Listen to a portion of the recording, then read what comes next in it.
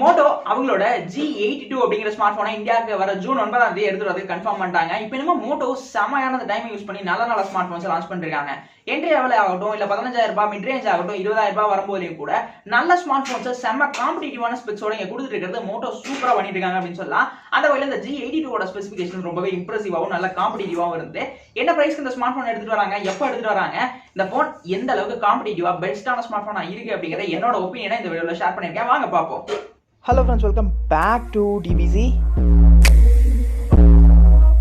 அந்த Moto smart போன்ஸ்ல ஒரே ஒரு விஷயம் மட்டும் மாறதே கிடையாது. அது என்னன்னா மோட்டோவோட டிசைன் சொல்லலாம். அதோட ஜி சீரிஸ் ஆகட்டும் இல்ல எம் சீரிஸ் ஆகட்டும் எந்த சீரிஸ் வந்தாலும் நாங்க ஒரே டிசைனை தான் கொடுப்போம் அப்படிங்கிற மாதிரி அவங்க வந்து ஒரு கொள்கை அடிப்படையில் நடந்துட்டு இருக்காங்க.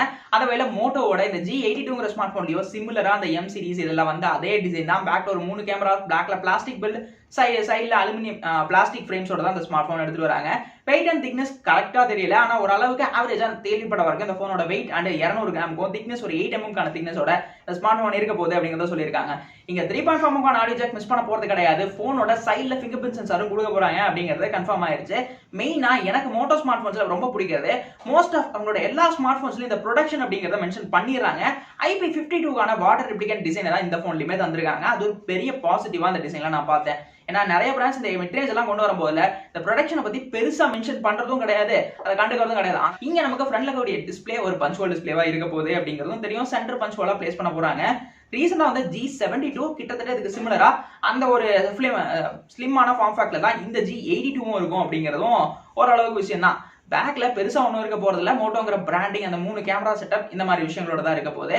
ஃப்ரண்ட்ல இருக்கக்கூடிய டிஸ்பிளே AMOLED கொடுக்க போறோம் அப்படிங்கறத வந்து இந்த டைம் வந்து நிறைய கன்ஃபர்மேஷன் நியூஸஸ் போயிட்டு இருக்கு. அதுவும் சாதாரண AMOLED இல்ல, 120 Hz ரெஃப்ரெஷ் இருக்கக்கூடிய ஒரு AMOLED ஸ்கிரீன், ஒரு ஃபுல் HD ஸ்கிரீனா இருக்க போகுது அப்படிங்கறத கன்ஃபார்ம் பண்றாங்க. AMOLED கொடுத்தாங்க அப்படின்னா வேற லெவல் டிஸ்பிளேவா இருக்கும். அதனால AMOLED டிஸ்பிளே இருக்கும் அப்படிங்கிற மாதிரி வந்து சொல்லியிருக்காங்க. டிஸ்பிளே வைஸ்ல ஓகே, சூப்பரான ஒரு டிஸ்பிளே செட்டப் இங்க பண்ணியிருந்தது ஒரு நல்ல சூப்பரான விஷயமா இருந்தது. பர்ஃபார்மிங்கும் சரி, கேமிங் வரும்போதையும் வேற லெவல் அட்ராசிட்டியா தான் இந்த ஸ்கிரீன் இருக்கும் அப்படிங்கறத கன்ஃபார்மா சொல்ல முடியும். இந்த ஸ்மார்ட் போன்ல வழக்கம் போல எனக்கு ரொம்ப பிடிச்சது இதோட ஸ்டாக் ஆண்ட்ராய்டு தான். அந்த யூனிக்கான ஒரு கிளீனான ஃபீல் இருக்கணும் அப்படின்னா கண்டிப்பா மோட்டோ சூஸ் பண்ணணும். மிட் ரேஞ்ச்லயே ஒரு கிளீனான UI கண்டிப்பா வந்து மோட்டோ தந்துட்டு இருக்காங்க. அந்த வகையில் எனக்கு ரொம்பவே பிடிக்கும். 95% ஆஃப் ஒரு கிளீன் வந்து கண்டிப்பா மோட்டோ யூசர்ஸ்க்கு ஃபீல் பண்ண முடியும். ஒரு 5% அவங்களோட இந்த சின்ன ஆப்ஸ் மட்டும் தான் இங்க கொடுப்பாங்க. இந்த phone out of the box Android 12 வரனால நிறைய கஸ்டமைசேஷன் ஃபீச்சர்ஸும் இங்க ஆட் பண்றாங்க. அதுவும் ஒரு பாசிட்டிவ் பாயிண்டா இருந்தது. மற்ற சப்போர்ட்ஸ் அப்படின்னு வரும்போது இங்க டால்பி அட்மாஸோட சப்போர்ட்டும் கொடுத்துருக்காங்க. ஆடியோஸ் கேட்கும் போதையும் வீடியோஸ் பார்க்கும் போதையும் நல்லாவே ஒரு அவுட்புட் சவுண்ட்ஸ் வந்து இங்க கொடுப்பாங்க. அதுவும் இவங்களோட எல்லா போன்ஸ்லயும் கொடுத்துட்டு இருக்கிறது இன்னொரு நல்ல பாயிண்டா வந்து மோட்டோ கிட்ட இருந்ததுன்னு சொல்லலாம்.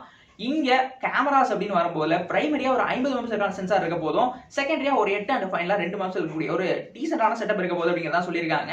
இது ஒன்றும் புதுசு இல்லை, இன்னைக்கு எல்லா பிராண்ட்ஸும் பண்றதுதான். அதனால கேமராஸ்ல ரொம்ப பண்ணிட்டாங்க அப்படின்னு சொல்ல மாட்டேன்.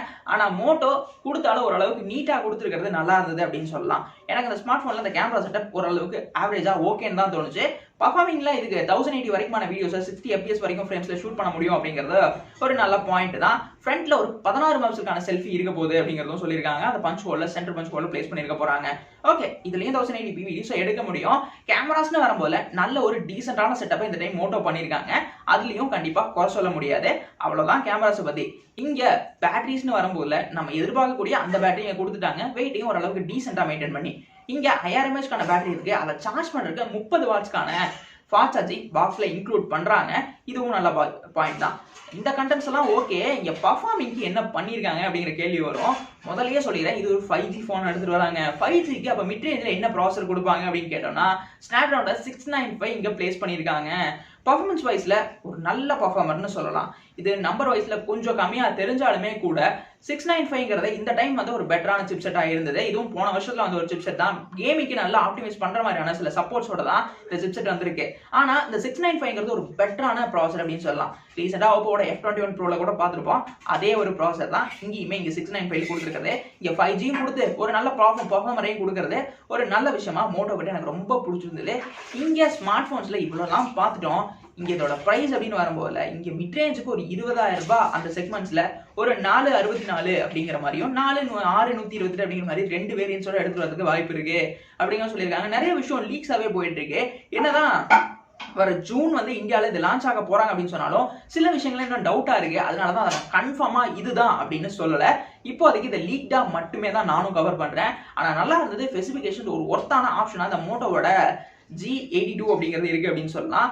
மெயினா ஒரு ஸ்டாக் ஆண்ட்ராய்ட் டீனால ஃபீல் பண்ணோம் அப்படின்னா நல்ல ஒரு ஆப்ஷனா இந்த மோட்டோ சீரிஸ் இருந்துகிட்டே இருக்கு. நல்ல ஸ்மார்ட் போன்ஸ் லான்ச் பண்ணிட்டே இருக்காங்க. இந்த டைம் கரெக்டா யூஸ் பண்ணிட்டது யாருன்னு கேட்டா மோட்டோன்னு தான் நான் சொல்லுவேன். நல்ல காம்படிட்டிவான போன்ஸ் லான்ச் பண்ணிருக்காங்க. எனக்கு ரொம்பவே பிடிச்சிருக்கு.